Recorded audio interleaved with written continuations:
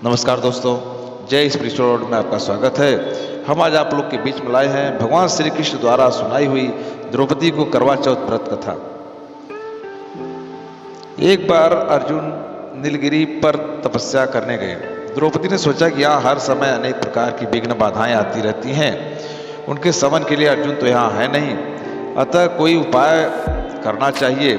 यह सोचकर उन्होंने भगवान श्री कृष्ण का ध्यान किया।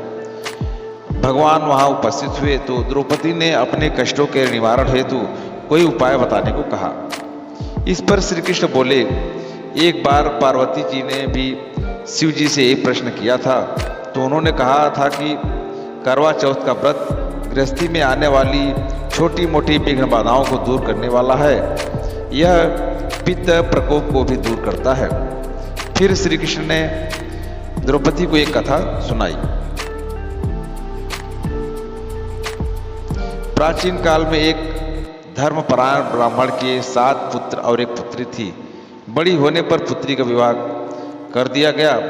कार्तिक की चतुर्थी को कन्या ने करवा चौथ का व्रत रखा। 7 भाइयों की लाडली बहन को चंद्रोदय से पहले ही भूख सताने लगी। उसका फूल सा चेहरा मुरझा गया। भाइयों के लिए बहन की यह वेदना असहनीय थी, अतः वे कुछ उपाय सोचने लगे। उन्होंने बहन से चंद्रोदय से पहले ही भोजन करने को कहा, पर बहन न मानी। तब भाइयों ने स्नेहवश पीपल के वृक्ष की आड़ में प्रकाश करके कहा, देखो चंद्रोदय हो गया, उठो अर्घ देकर भोजन करो। बहन उठी और चंद्रमा को अर्घ देकर भोजन कर लिया।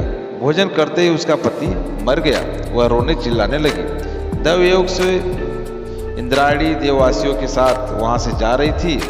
रोने की आवाज सुन वे वहां आ गई और उससे रोने का कारण पूछा। ब्राह्मण कन्या ने सब हाल का सुनाया।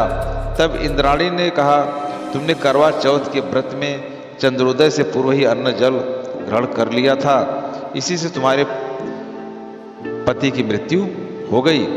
अब यदि तुम मृत पति की सेवा करती हुई 12 महीनों तक प्रत्येक चौथ को यथाविधि व्रत करो, फिर करवा चौथ को विधिवत गौरी, शिव, गणेश, कार्तिकेय सहित चंद्रमा का अर्घ पूजन करो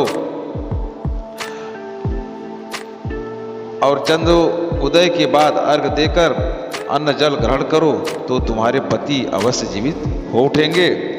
ब्राह्मण कन्या ने अगले 12 माह की चौथ सहित विधि पूर्वक करवा चौथ का व्रत किया।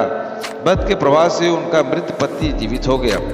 इस प्रकार यह कथा कहकर श्री कृष्ण द्रौपदी से बोले, यदि तुम भी श्रद्धा एवं विधि पूर्वक इस व्रत को करो तो तुम्हारे सारे दुख दूर हो जाएंगे और सुख, सौभाग्य, धन धान्य में वृद्धि होगी। फिर द्रौपदी ने श्री कृष्ण के कथनानुसार करवा चौथ का व्रत रखा। उस व्रत के प्रभाव से महाभारत के युद्ध में कौरवों की हार तथा पांडवों की जीत हुई।